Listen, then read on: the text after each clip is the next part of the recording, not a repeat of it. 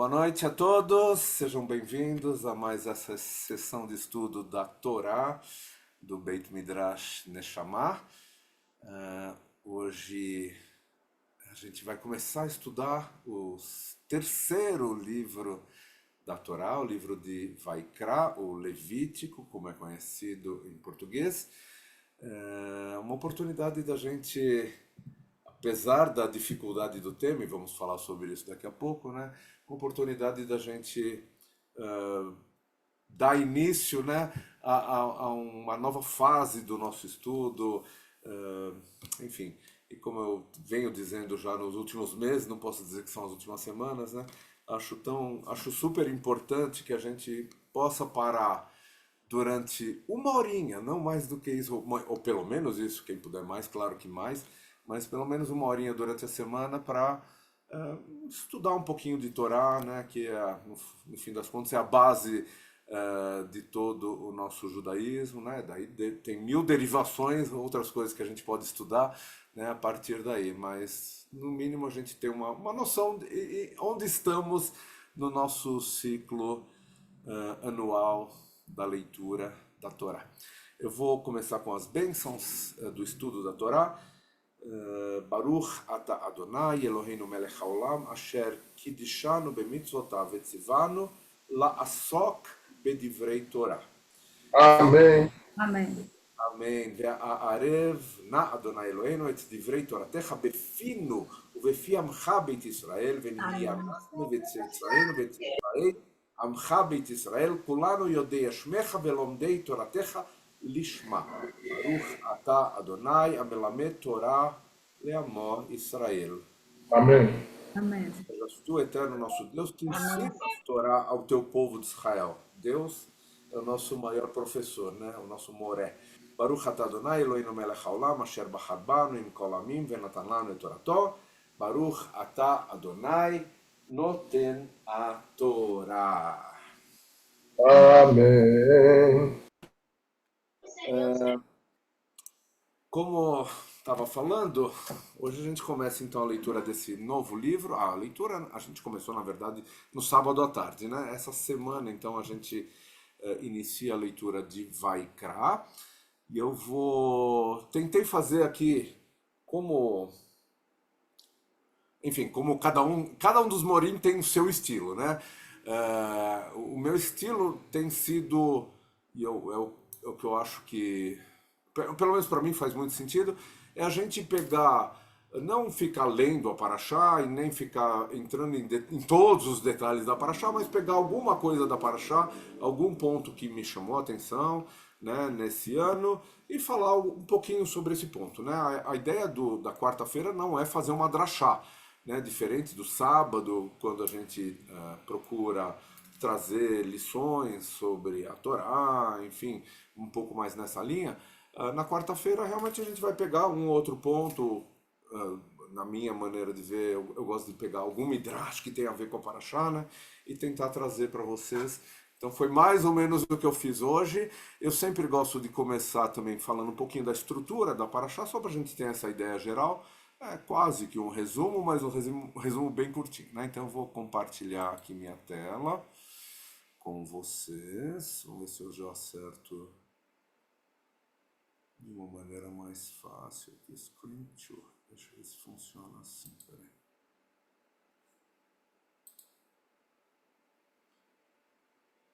Acho que vocês estão vendo a mesma coisa que eu estou vendo. Okay.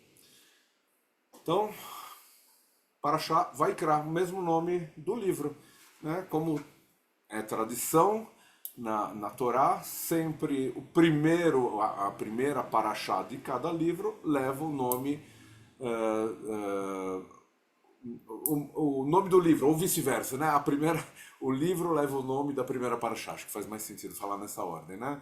Então a primeira paraxá Vaikra, o nome do livro é Vaikra, né? Vaikra e chamou, e tem, enfim, uma série de midrashim já sobre essa primeira palavra, tem um aleph menorzinho, enfim, muito já se falou sobre esse comecinho da paraxá, não é aí que eu quero focar pelo menos hoje, mas quero focar nesse fogo aqui que aparece nessa imagem que eu escolhi para fazer o flyer aí do nosso estudo de hoje, né? Esse fogo que representa o fogo dos Korbanot, né? Então, a gente sabe que o livro de Vaikra, né, ele é basicamente, mas não totalmente, a gente vai mudar de assunto em alguns momentos aí dessa nossa caminhada, mais para frente, claro, mas ele é um livro que basicamente fala sobre os Korbanot, né? Fala sobre as oferendas, os sacrifícios, né? Que Deus está ensinando a Moshe, e Moshe vai trazer para o povo como devem ser feitos, né? Como os sacerdotes, né? Os Leviim, os Koanim, têm que tratar esse assunto, né?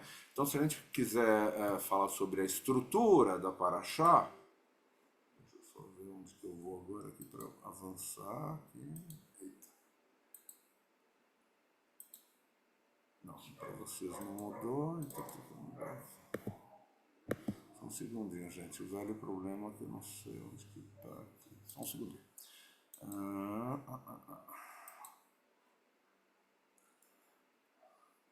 Deixa eu fazer diferente. Não.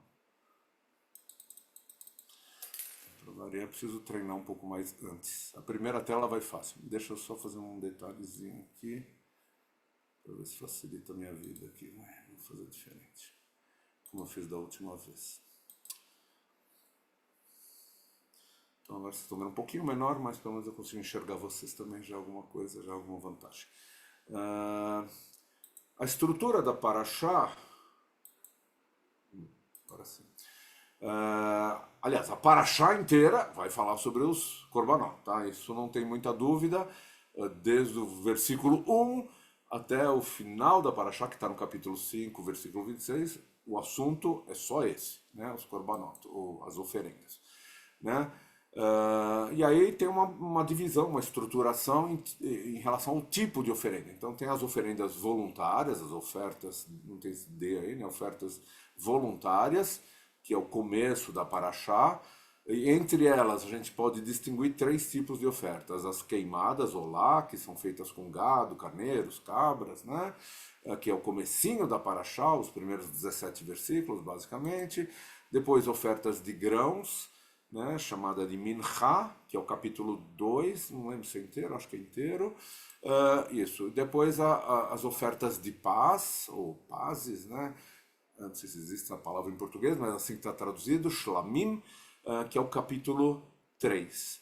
Né? E a segunda parte, a segunda grande parte da Parashá, vai falar sobre ofertas de purificação e ofertas de reparação.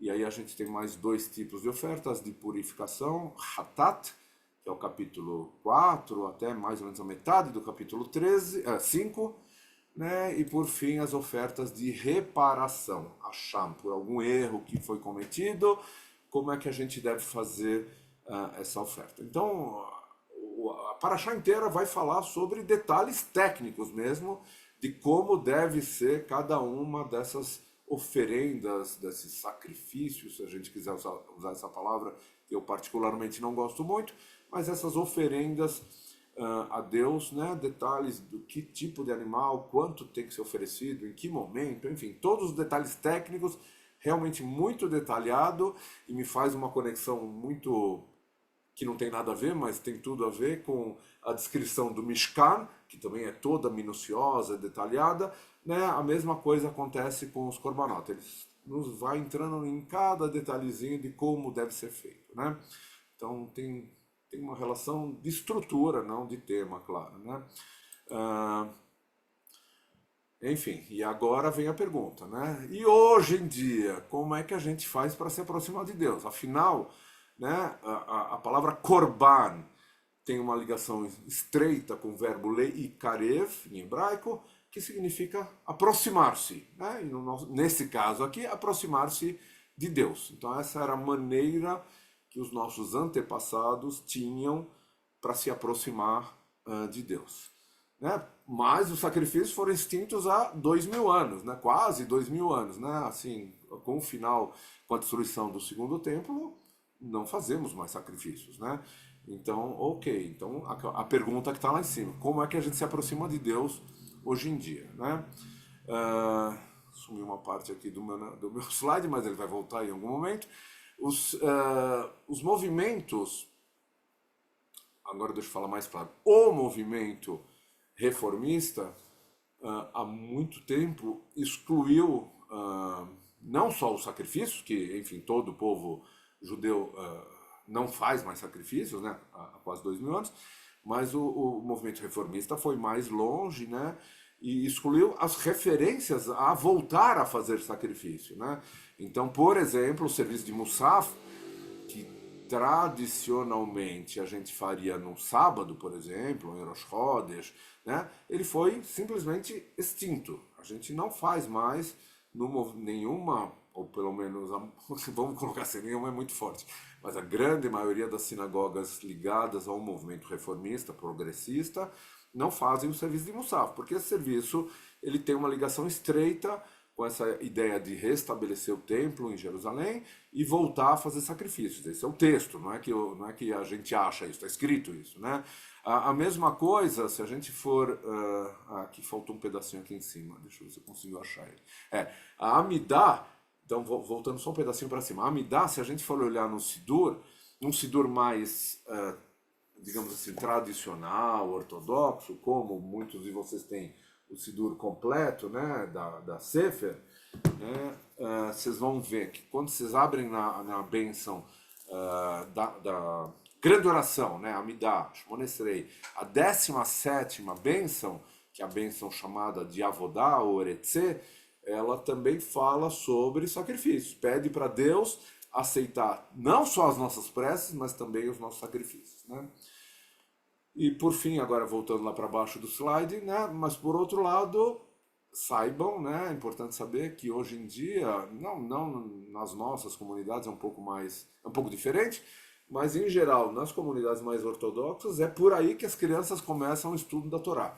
É através do livro Vaikra, não através de Bereshit, que pareceria o mais óbvio, né? Mas, e como acho que nas comunidades mais progressistas a gente costuma ensinar, eu pelo menos costumo ensinar, nas sinagogas ortodoxas, tradicionalmente, começa a se estudar para crianças, né, a Torá pelo livro de Vaikra. Enfim, há discussões sobre isso, né? Como tudo no judaísmo, né? E tem seus motivos e não motivos, né? E aí eu achei, estudando isso, tentando, enfim, ver como que a gente responder essa pergunta, como é que a gente se aproxima de Deus, eu fui atrás nada menos de um rabino ortodoxo, né, e ver qual é a resposta de um rabino ortodoxo para essa questão, né? E tem um rabino bastante famoso no século XX, foi, enfim, escreveu muita coisa, enfim, foi uma pessoa importante no movimento, que é o movimento ortodoxo, né? Rabino Soloveitchik, um dos maiores pensadores, né, da ortodoxia no século XX, ele ensina o seguinte, ele fala o seguinte: o preceito do sacrifício, né, a oferenda, o korban, é um tema central no judaísmo, já sabemos. Inclusive está bem no meio da Torá. Levítico é o livro do meio da Torá, né? Mas viver de acordo com a palavra de Deus é idêntico a viver uma vida sacrificial, nas palavras dele. Agir moralmente é sinônimo de ação sacrificial, ou enfim, de fazer sacrifícios, né? Isso está nesse livro aí, Chumash Metzorat Arav, e nesse capítulo aí falando sobre Levítico. Então, a tradução dele, hoje em dia, né, fazer sacrifícios é agir moralmente. É isso que a gente deve fazer, nas palavras de um rabino ortodoxo. A gente sabe, a gente muitas vezes já falou sobre isso, né, que os sacrifícios foram substituídos pela tefilá, pela oração, né, após a destruição do segundo templo. A gente deixou de fazer sacrifícios e a oração entra no lugar dos sacrifícios, né?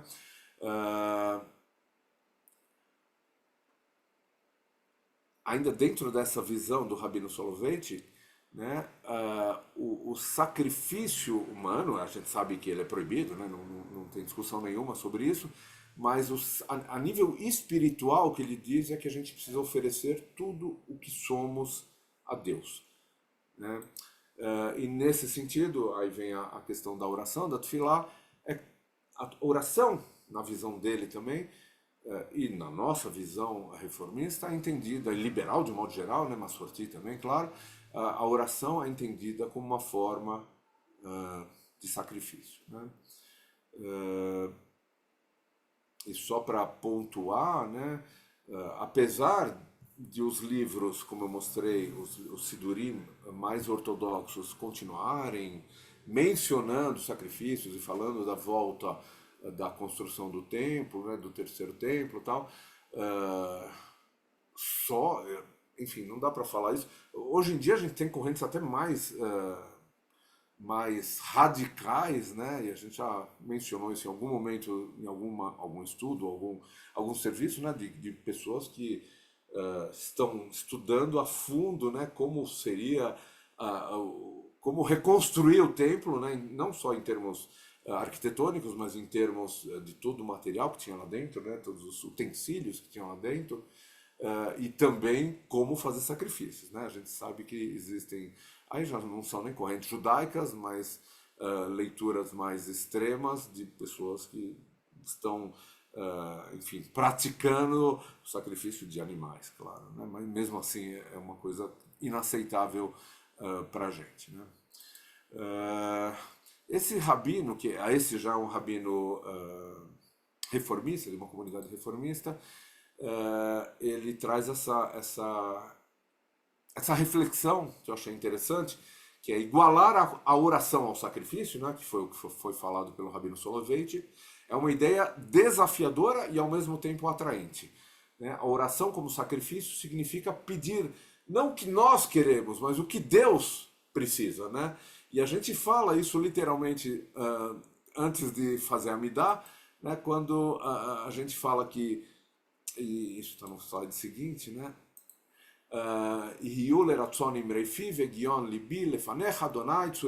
No finalzinho da nossa grande oração, a gente pede que as palavras das nossas bocas e as meditações dos nossos corações possam ser aceitáveis para você, Deus, né? Nossa rocha e nosso redentor, né? Então, na verdade, o que ele fala?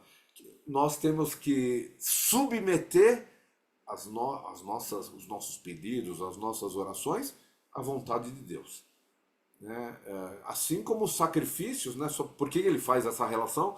Porque os sacrifícios eram para agradar a Deus. Várias vezes nós vamos ler durante Vaikra, né? Que aquela fumacinha que saía tinha que ser agradável para Deus, tal. Reach nichoach ladonai, né? Como está escrito em hebraico.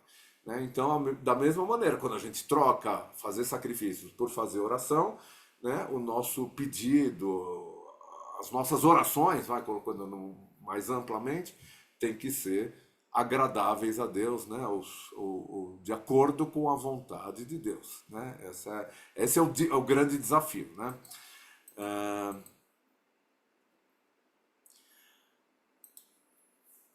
No versículo 7, agora eu quero mudar um pouquinho de assunto, o assunto fogo, tá bom? No versículo 7, logo no começo da Paraxá, tem uma frase que não faz muito sentido, né? E para quem já acendeu fogo alguma vez, já fez um churrasco, já fez uma fogueira, enfim, a lareira, né? Sabe que normalmente primeiro a gente coloca a lenha, depois a gente coloca até alguma coisinha para ajudar a pegar fogo, depois a gente coloca o fogo, né?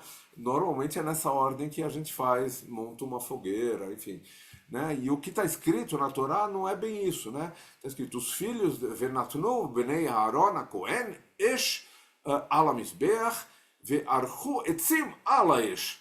Então eles primeiro colocam fogo no altar e depois eles põem a lenha sobre o fogo. O que não faz muito sentido aos nossos olhos, né? E aí eu fui procurar, enfim, da onde vem, qual a explicação, né? O que a gente pode entender disso aqui. Achei uma coisa muito bonita que eu queria compartilhar então com vocês. Então, essa é a pergunta. Como que eu vou colocar fogo no altar antes de ter a lenha? Não tem a lenha, como que eu coloco fogo, né? Acende o fósforo, joga lá, o fósforo apaga, obviamente, né?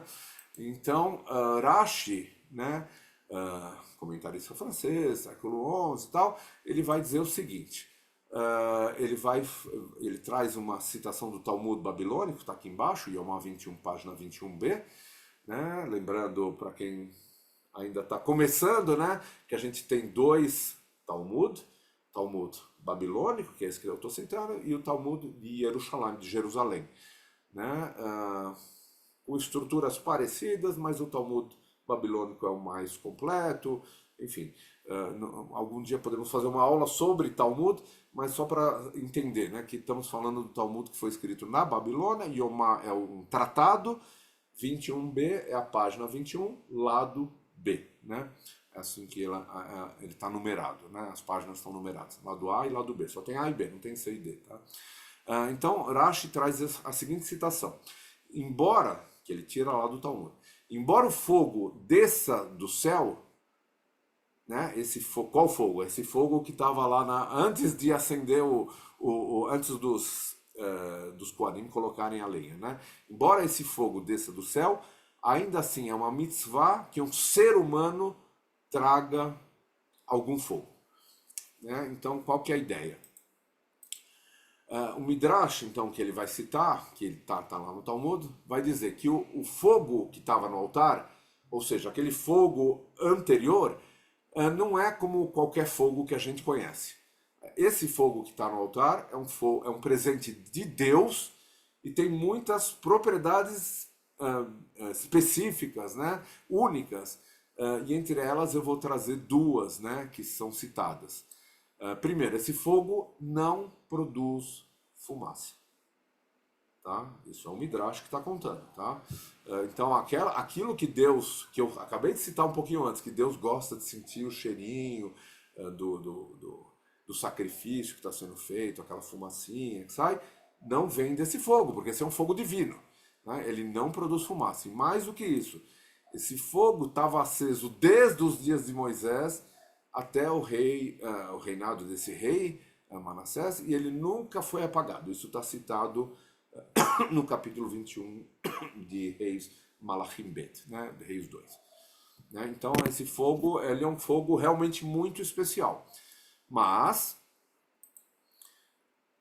ele é inextinguível, né, sem fumaça, inextinguível, e é ele que os filhos de Arão encontram quando eles chegam lá para colocar a lenha, para acender o fogo, já tem esse foguinho aí, ou esse fogo divino, né, para não usar o diminutivo, né, quando eles chegam lá para oferecer os sacrifícios. Né. De acordo então com o Midrash, só quando eles adicionam a chama feita pelo homem, é que o fogo milagroso, o fogo divino, é alterado e começa a produzir fumaça, e aí sim as pessoas que estão em volta ali do templo, né, conseguem entender que começou o momento das oferendas, né? As oferendas já estão sendo oferecidas porque eles veem a fumaça saindo. Então a fumaça tem esse caráter duplo, né, de agradar a Deus, de subir aos céus e chegar até Deus, e ao mesmo tempo permitir que quem está não tão próximo ali do altar consiga saber que começou aquele momento de oferendas. E tudo isso advém daquela explicação de Rashi, né, citando esse tratado do Talmud. Então, o que a gente aprende daí, né, é que aquele fogo, né, o sacrifício, e nós vamos falar sobre isso daqui a pouquinho, o sacrifício depende do ser humano. Né? Para ele chegar a Deus, né, existe a necessidade de uma ação humana. E a gente vai ver isso em vários lugares, né, que os sacrifícios têm essa característica de nos aproximar de Deus, de serem oferendas, podemos usar essa palavra adoração, né, a Deus, mas eles têm um outro nome super importante, né, que é avodá. Eles têm uma ligação com serviço. Avodá em hebraico, serviço, trabalho, enfim. Aqui no caso mais como serviço, e que depois a gente vai associar também aos nossos serviços religiosos, né, a nossa a nossa tefilá, né? Mas que a gente chama também de serviço religioso, não por acaso, né? Obviamente. Ah, os sacrifícios, como a gente lê, e por isso chega aquela interrogação, né? Porque as crianças começam a estudar por aí, né? Eles, enfim, sangue para tudo quanto é lado, sangue é aspergido, enfim, em todas as direções. Tem muitos detalhes para serem feitos, mas no fundo a gente tem que entender, né, que naquele momento, naquele contexto, enfim, quando a Torá foi escrita, ou quando Deus nos passa a Torá, nos ensina, né, como deve ser feito o Corban, ele representa um primeiro esforço, né, de criar uma conexão significativa entre Deus e a humanidade, entre o homem e Deus. Né? Então é dessa maneira que naquele contexto fazia algum sentido para aquelas pessoas que estavam recebendo a Torá. E isso muda muito em relação a coisas anteriores, né? Só Moshe conversou com Deus, só Moshe falou face a face com Deus, né? Muitos profetas receberam profecias também, mas são poucos, né? Poucas pessoas, poucos seres humanos que têm esse contato praticamente direto com Deus, né? E o sacrifício, nesse sentido, vai permitir que todos os seres humanos tenham algum tipo de contato com Deus de uma maneira, apesar de complexa, enfim, envolvendo em muitos casos sangue, nem todos, né, porque tem sacrifícios de alimentos também, né, mas vai permitir que qualquer ser humano possa se aproximar de Deus, vamos colocar assim, né? Todos podem participar, né? Alguns podem mais, alguns podem trazer animais maiores porque tem mais recursos, outros podem trazer uma pequena porção de óleo, de azeite e de farinha. Isso também vai ser aceito por Deus, né? Como uma forma de conexão. Nós, judeus da modernidade, não temos mais o templo, né? Já nascemos tem muitas gerações que não existe o templo, né? E a gente tem o serviço que a gente chama o serviço do coração, né? Como aparece nesse tratado Ta'anit, na página 2a, né? Mas também nós temos um grande desafio, né?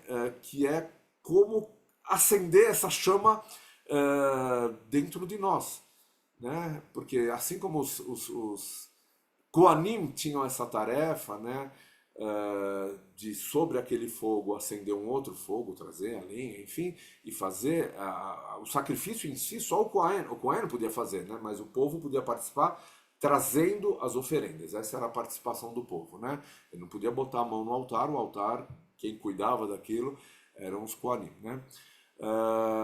Mas hoje em dia, que não temos mais os sacrifícios, não levamos mais o nosso boizinho para a sinagoga, podemos até levar comida, mas é para uma outra coisa, né? Para fazer o kiddush depois, não para oferecer para Deus, né? Como é que a gente faz, né? Através da reza, já falamos, e muitas vezes a reza pode ser difícil, né? Muitos de nós até sabemos hebraico, temos noções de hebraico, estamos estudando hebraico, mas aquele texto lá do Sidur nem sempre faz muito sentido, nem sempre a primeira leitura é simples, é significativa, né? Então, como é que a gente faz para aquele texto, né, ou aquela oração que a gente está fazendo, como é que a gente faz para que ela seja significativa, né? E aí vem a pergunta, como que a gente acende, em Provérbios, né, a gente lê que dentro da gente a gente tem uma chama de Deus, né? A alma humana é aquela velhinha, né, ou aquele fogo, né, que a gente tinha no altar, quando falamos do sacrifício. Dentro de nós, cada um de nós tem uma chama divina, né? Tá ali, a gente pode achar em Provérbios, né? Como é que a gente faz para acender essa chama, enfim, fazer com que essa chama cresça, né? Porque às vezes parece isso, né? Que estamos tentando acender um fósforo num dia, numa ventania, né? Para quem já foi no cemitério, pelo menos no cemitério do Butantã, esse é sempre um desafio, né? Quando a gente vai acender uma vela ali para algum familiar nosso, sempre venta muito no cemitério, a gente não consegue acender a vela. A mesma coisa trazendo pro, enfim, para o contexto das rezas, a gente não consegue ah, acender essa vela, essa chama que está dentro de nós, né? E aí o que eu li também de um Hazan, né? Não, é um Hazan, não é nem um rabino, né? Falando, e o Hazan tem muita propriedade de falar disso, né? Já que ele é o Baal Tefilá, ou o Shliach Tzibur, né? Como é que ele pergunta isso, né? Como é que a gente faz para acender esse fogo, né? Se a gente imaginasse e lembrasse, né, que a gente tem esse fogo dentro da gente, né? Não precisamos partir do zero. Assim como os Koanim não precisavam partir do zero, porque já tinham fogo ali, né? A gente também não precisa partir do zero, né? A gente só precisa encontrar onde está essa chama dentro de nós, né? E colocar, né? E acender esse fogo a partir dessa vela, dessa pequena chama divina que já está dentro de nós, né? E com isso, voltando ao Midrash, né, que diz que o fogo de Deus não tem fumaça, ele é eterno, né? Esse nosso fogo, quando a gente conseguir fazer essa mudança, né, colocar o elemento humano junto com esse fogo que Deus colocou aqui, né, aí sim a gente vai conseguir fazer a mudança que a gente gostaria, né? A mudança, né, a oração, a tefilá, a reza não precisa ser difícil, né? Cada um de nós, a gente tem que lembrar disso. A gente não precisa partir do zero, a gente não tem que construir a nossa fogueira sozinhos, né? Para que a gente possa rezar em comunidade, né? A gente pode, como os filhos de Aharon, né? A gente se junta a essa chama que já existe, né? Dentro de cada um de nós e que está inextinguível, né? Como aparece aqui, desde os dias de Moshe, né? E como a gente faz isso? A gente faz isso em comunidade, né? É para isso que a comunidade vai nos ajudar, né? A que a cada pequena chama dentro de cada um de nós possa se tornar uma grande fogueira e a gente possamos nos aproximar de Deus, né? Que acho que essa foi a pergunta inicial, né? E hoje, como a gente se aproxima de Deus, né? E a gente vive falando isso, né? Não é nenhuma novidade que o judaísmo pelo menos hoje em dia, e sempre foi, eu poderia dizer, uma religião baseada na comunidade, né? A comunidade é central para o judaísmo, né? E por isso estar ligado a uma comunidade, participar de uma comunidade é tão importante. Claro que a gente pode discutir, acho que aqui esse foi o meu último slide, né? Enfim, não importa onde a gente se encontra, nós mesmos, em nosso serviço a Deus, não estamos sozinhos se a gente estiver numa comunidade, né? E claro que hoje, né, e a gente estava discutindo isso, acho que aqui terminou, eu vou parar um pouquinho aqui de compartilhar. Hoje a gente estava discutindo isso, hoje de manhã a gente teve reunião do Conselho Rabínico Reformista, e um dos assuntos que a gente está discutindo, e vamos pelo jeito discutir por algum tempo, é o que é uma comunidade hoje em dia, né? Porque o conceito de comunidade está mudando, né? O que era uma comunidade talvez até há 10 anos atrás, ou mais especificamente antes de começar a Covid, hoje a gente sabe que isso está diferente, né? E existe toda uma questão de física da comunidade, né? A gente está muito acostumado a isso, né? Onde fica a comunidade, né? E quem participa da comunidade são aquelas pessoas que podem, que moram naquela cidade, ou naquela região, pelo menos, enfim. E hoje em dia isso, no mínimo, é discutível, né? E eu estou trazendo isso porque tem toda uma questão em torno, muito prática, vou confessar, em torno dos processos de conversão, né? Onde muita gente, ou pelo menos até hoje, vamos colocar assim, existe essa questão, e isso acho que não vai mudar, não é que estou falando que isso vai mudar, os processos de conversão têm que estar ligados a uma determinada comunidade.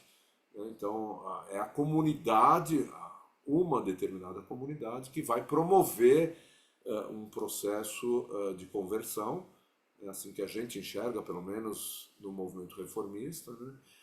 Agora, a questão é o que é uma comunidade, é isso que está sendo discutido, né? Quer dizer, uma pessoa que mora longe, sei lá, de São Paulo, como exemplo, né? Pode fazer parte da comunidade de São Paulo, mesmo que ele não esteja aqui com frequência, né? Então essa é a discussão.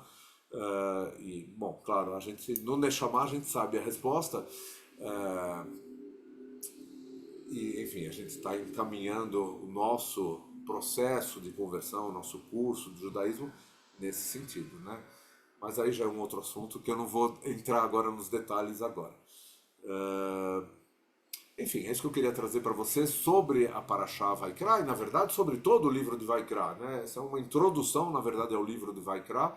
Como eu falei, tem outros assuntos que vão aparecer em alguns pontos do livro, e a gente então vai deixar de falar de sacrifícios em alguns momentos, mas de uma maneira geral, o livro como um todo vai falar do trabalho dos Koanim, né? Nesse sentido, dos korbanot, enfim, das oferendas e dessa maneira de se aproximar de Deus que a Torá nos traz. A Torá, enfim, o Tanakh vai falar de reza também, né? Ou não exatamente de reza, mas os rabinos depois vão reinterpretar isso, algumas situações que aconteceram no Tanakh, como sendo a pessoa está rezando, né? Inclusive os nossos patriarcas, mas de uma maneira geral, a maneira de se aproximar de Deus, segundo o Tanakh, é através das oferendas. Então, nós que estamos num outro momento completamente diferente, temos que traduzir isso para o nosso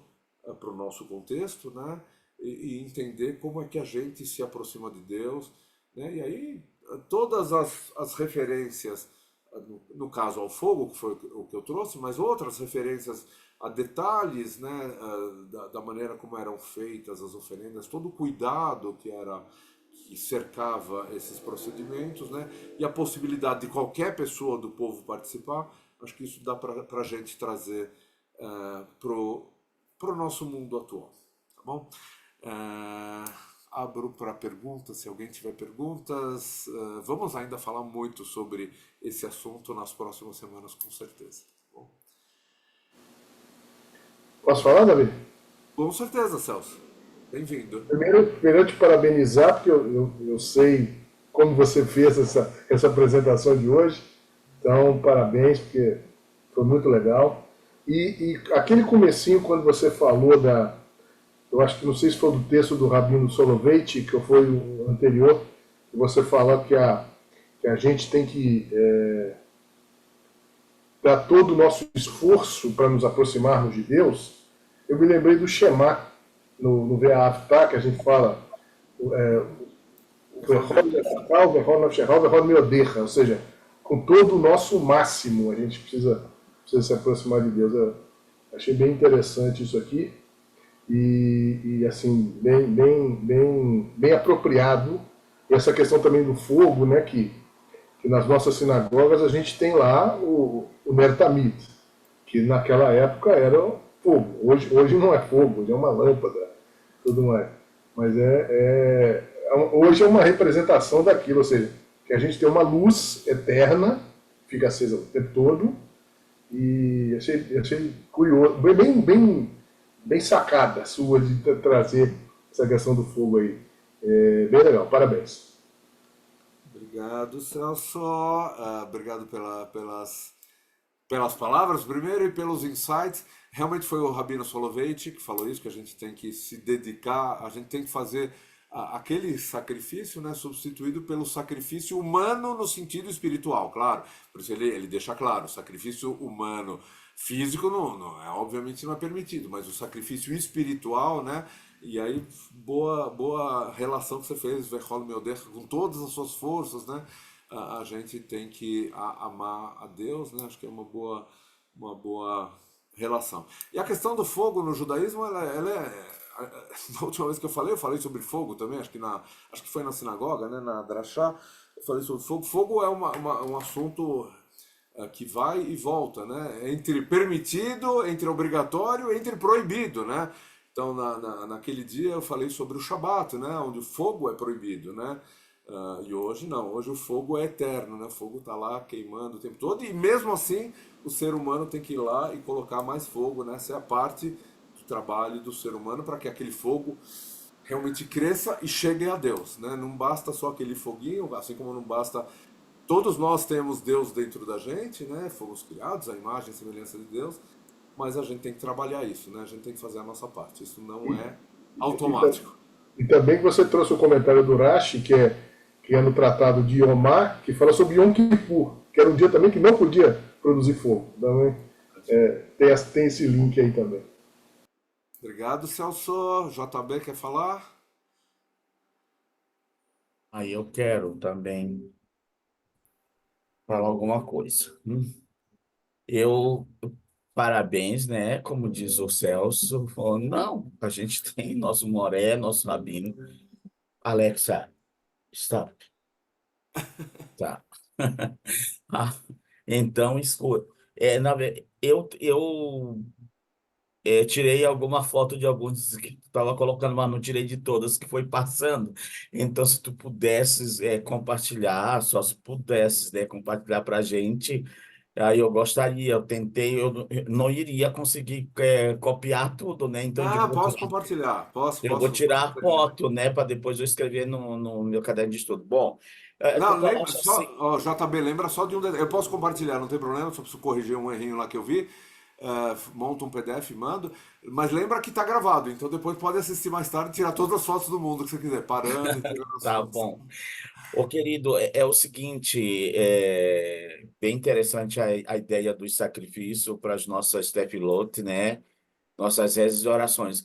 Mas aí era sacrifício, eu entendi, porque a ideia de abordar o serviço, o sacrifício sempre parece que tem uma conotação, não sei, eu acredito em todas as línguas, né?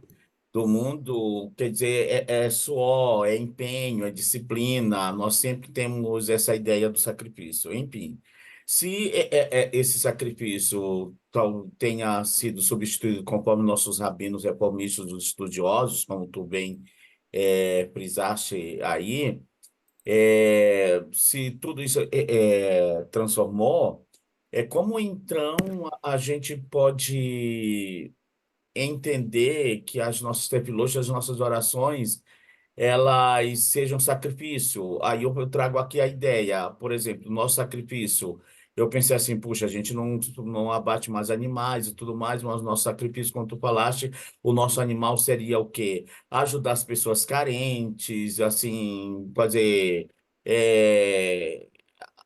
ajudas humanitárias, além também.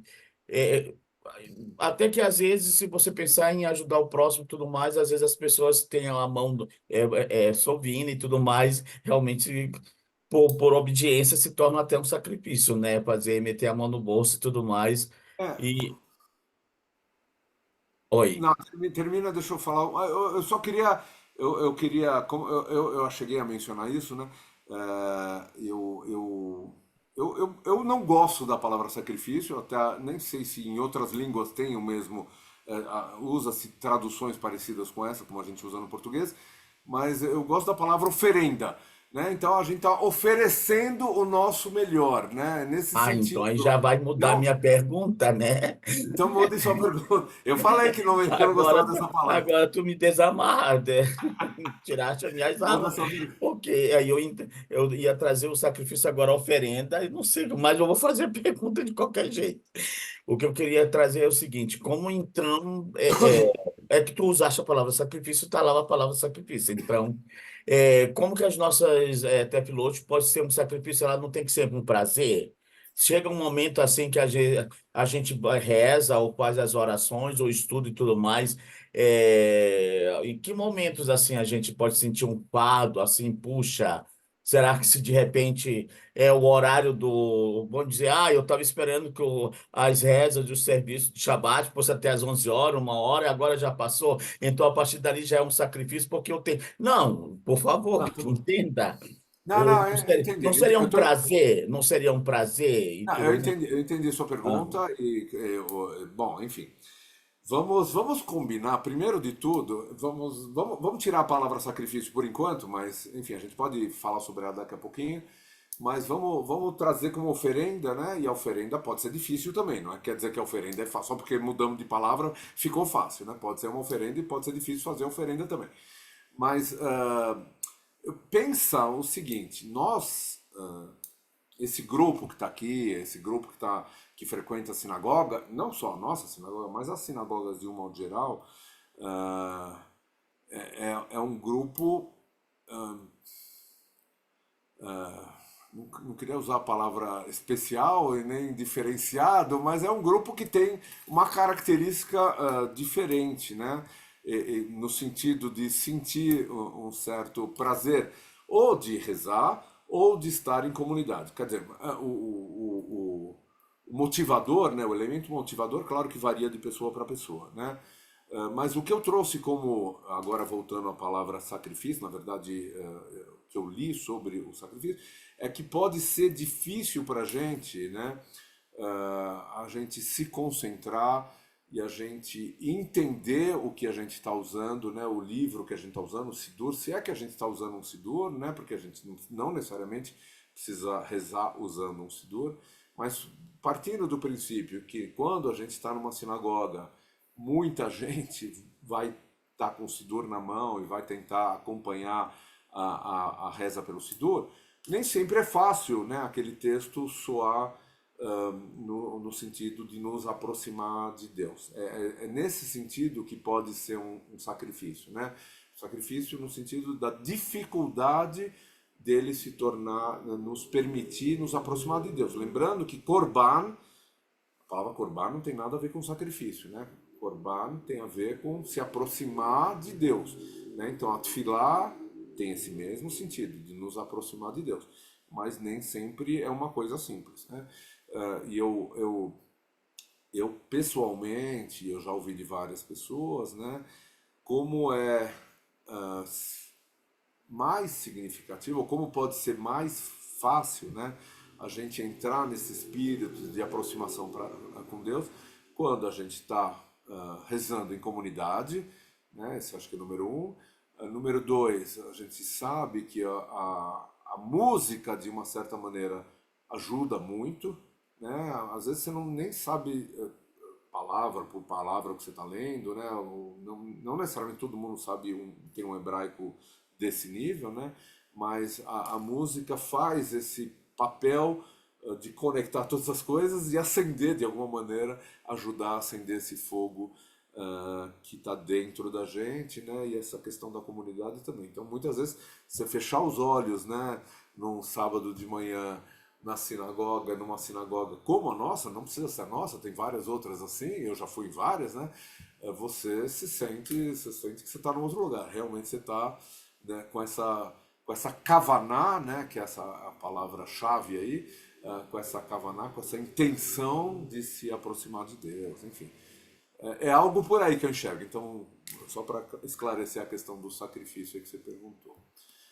Fala, Dani, que entende tudo Boa de música. noite, desculpa o atraso, eu perdi o comecinho, mas eu vou ver o vídeo em breve. Eu acho interessante como as coisas acontecem e se concatenam, né? Eu levantei a mão justamente porque eu queria falar sobre sacrifício, o termo principalmente, e trazer umas ideias. Então eu vou vir em defesa do sacrifício aqui, Davi. Tá bom, manda ver. Ótimo. Mas é tudo muito no sentido do que você falou. É só que a gente esquece que a palavra sacrifício, a gente está tão acostumado a entender ela no sentido que ela ganhou no português de se sacrificar, que é uma coisa penosa, que a gente esquece a origem dela, que é um trabalho sagrado, é um sacro ofício, Ofício. né? Então, a ideia do trabalho sagrado, desse sacrifício que te aproxima de Deus, para mim tem tudo a ver com o que você falou no final, que é kavaná. Então, talvez o Vechol Meodecha do Shema Israel, ele tem a ver com a ideia de que não importa o que você estiver fazendo, esteja inteiro naquilo. Se você vai encher um copo de água, esteja inteiro na jarra e no copo e na transferência da água de um lado para o outro. Se eu vou trocar a fralda de um bebê, esteja inteiro naquilo. Aí eu entendo que, mesmo não em comunidade, a gente está o tempo inteiro se conectando à nossa essência mais divina. Por quê? Porque eu estou inteiro naquilo que eu estou fazendo, e ali então eu me aproximo de Deus. Esse seria a ideia do termo sacrifício, né? Tudo que eu faço com reverência. Tudo se torna um ofício sagrado, porque eu tenho a reverência por aquilo que eu estou fazendo. E isso é premente na nossa era, na nossa geração do multitask. A gente não tem mais interesse em nada. A gente vai no banheiro fazer xixi e está olhando no celular, né? E é incrível a nossa capacidade de não estarmos mais inteiros naquilo que a gente faz. Então, por um resgate para isso na nossa vida, mas que a gente também olhe para a sinagoga e para o momento da comunidade como um momento onde isso é facilitado, porque é Exatamente. mais fácil eu estar inteiro quando eu estou com os meus pares inteiros junto, né?